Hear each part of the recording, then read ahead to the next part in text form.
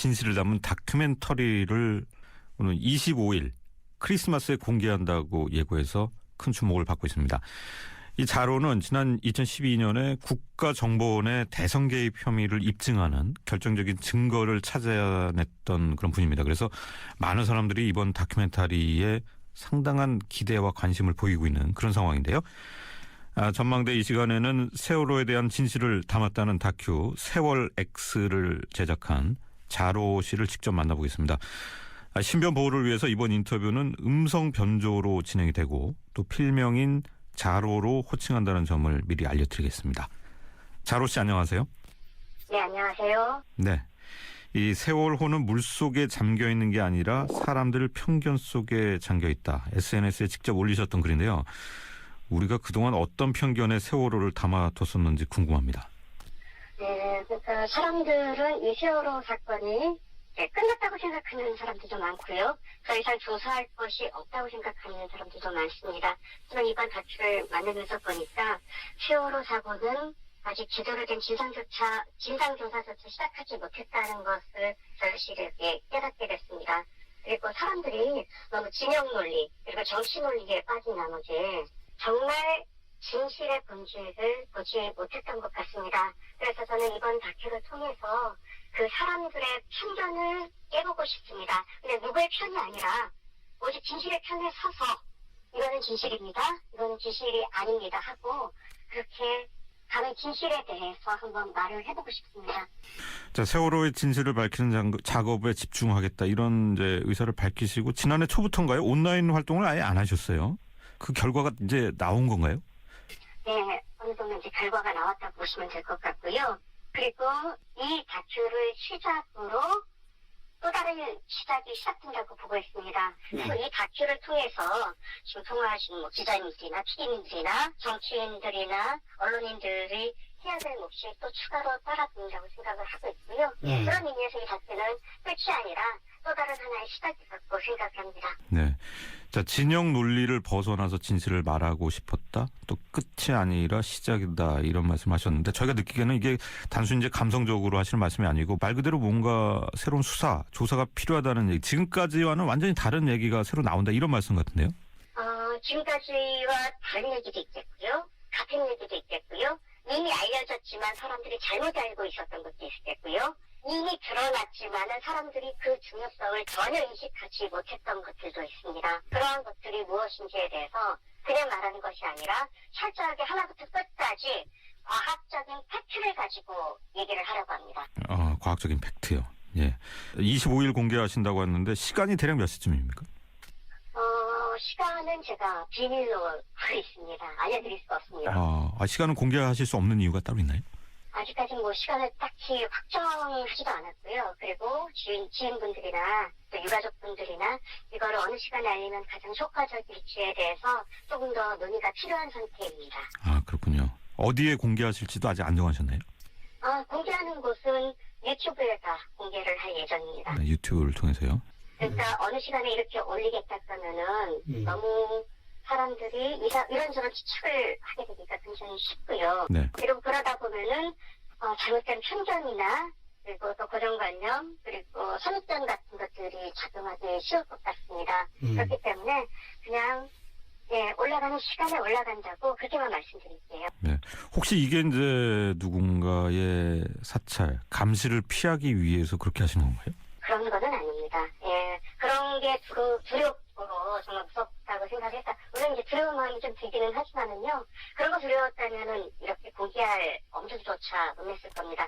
시저 영상을 만들고 감히 진실을 말하겠다는 이런 표현 같은 거는 절대 쓸 수 없겠죠. 네. 예고 영상을 보면은 세월호의 진짜 침몰 원인을 파헤친 8시간 49분 필리버스터 다큐멘터리라고 하셨고 사고 시각 8시 49분에 무슨 일이 있었을까 이런 내용을 담으셨는데 이게 8시간 49분을 채울 만큼 내용이 많은 건가요? 예, 내용은 그 정도로 방대하고요. 그리고 이 8시간 49분 안에 미처 담지 못했던 내용들은 훨씬 더 많다고 생각을 하시면 좋을 것 같습니다. 그러니까 세월호의 진실은요, 너무 많은 검증되지 않은 가설들이 한꺼번에 엉켜있다 보니까요, 진실이 완전히 복잡한 실타래처럼 엉켜버렸습니다. 그 복잡한 진실의 실타래를 풀기 위해서는 어떻게 보면 8시간 49분은 최소한의 시간이라고 보시면 좋을 것 같습니다. 네. 저희가 느끼기에는 그러면은 이제 8시간 동안 그동안에 제기된 의혹들이 잘못된 거는 또 이제 왜 잘못됐는지 부정하고 이런 식으로 진행이 되고 결국 이제 결론이 끝부분에 나와서 끝부분만 보는 분들도 좀 있을 것 같은데요. 네, 그러실 분들도 있을 것 같아서 제가 다큐 이제 시작하는 부분에 이런 멘트를 남깁니다. 다큐를 일부만 보고 평가하지 마시고 처음부터 끝까지 보신 다음에 평가해 주시면 좋겠습니다라고 말씀을 드립니다. 사실 이제 방송하는 입장에서 보면은 이 2시간 다큐멘터리도 사실 긴데 그 부분이 좀 걱정이 되긴 하네요. 자, 진실이라고 하면은 검증 과정 거치셨을 텐데 어떤 정보를 분석을 하신 건지 좀 설명해 주실 수 있나요? 거의 이제 지금까지 드러났던 거의 모든 자료를 거의 다 이제 검토를 했다고 보시면 좋을 것 같습니다. 검찰의 수사 결과라든가 이제 선원들의 재판 과정, 각종 전문 자료들, 특히 이제 항해학이라든가 주선학, 심지어 물리학, 유체역학, 그리고 컴퓨터 과학, 그리고 AIS, 레이더, CCTV, 아이들이 남긴 영상이나 사진, 생존자 증언 이러한 것들을 다각적으로 검토해서 하나의 결론에 이르렀다고 보시면 될 것 같아요. 네.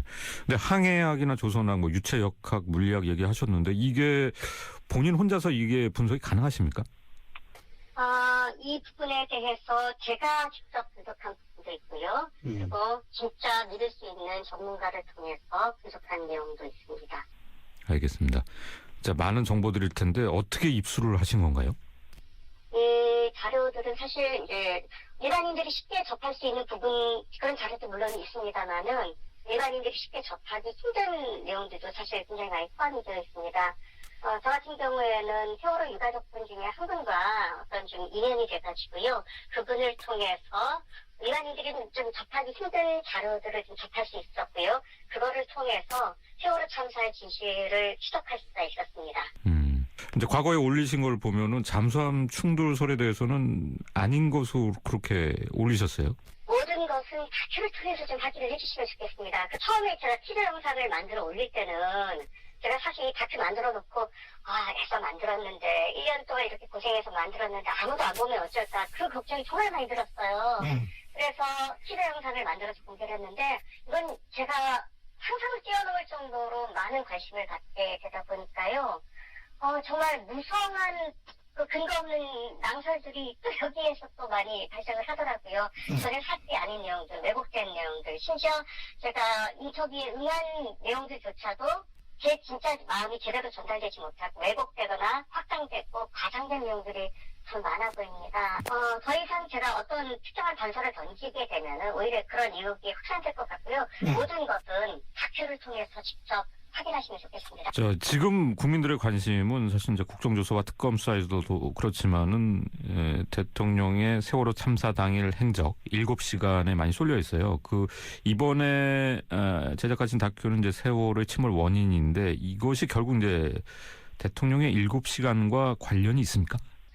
관련이 없을 수가 없다고 생각을 하고 있습니다. 그러니까 세월호 침몰 원인이 기존에 알려진 것과 만약에 다르다면 정말 그 7시간 동안 도대체 그 세월호 사고 원인과 어떤 연관성이 있지 않을까라는 그런 질문을 던지는 거는 너무나도 합리적인 질문이 되는 겁니다. 그렇기 때문에 이 다큐를 통해 나타나는 세월호 진상, 제가 말씀드리고 싶은 그 진실이 만약에 진짜 침몰 원인이 맞다고 많은 분들이 공감하게 된다면 지금까지 조사됐던 모든 세월호에 대한 진상조사는 다 원점에서부터 재검토를 해야 됩니다. 모든 것들이 다 세월호 침몰 원인과 연계해서 다시 생각을 해봐야 됩니다. 그런 의미에서 박근혜 대통령의 7시간 의혹도 여기에서 자유로울 수가 없는 겁니다. 정말 궁금하네요. 결과가요. 그런데 이번에 제작 과정에서 사실 이제 언론인들, 제도권 언론과의 연대 취재를 하면 더 효과적이지 않았을까 그런 생각도 드는데요. 연대 취재를 하면은 좋은 점도 있겠지만요. 사실 예전에 제가 이제 네티즌 수사대라는 이름으로 활동할 때 제 계기가 뭐냐면은요. 그 당시에 제가 찾아냈던 진실들을 사실 제가 언론사에 다 제보를 했습니다. 제가 지금 하고 있는 SBS에도 제보를 했어요. 근데 이게 묻혔습니다. 아무도 알아주지 않았어요.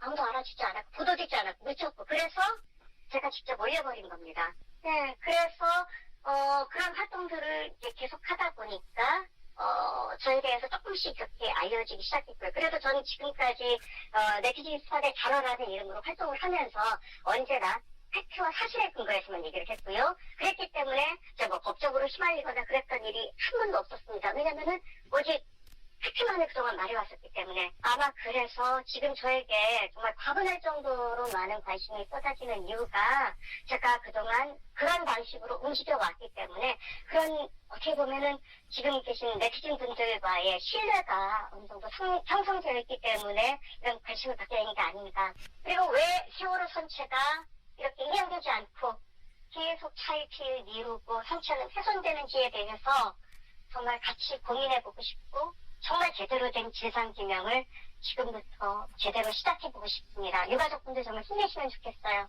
네. 자, 국민들이 목말라하는 진실이 나오기를 좀 기대해 보겠습니다. 오늘 말씀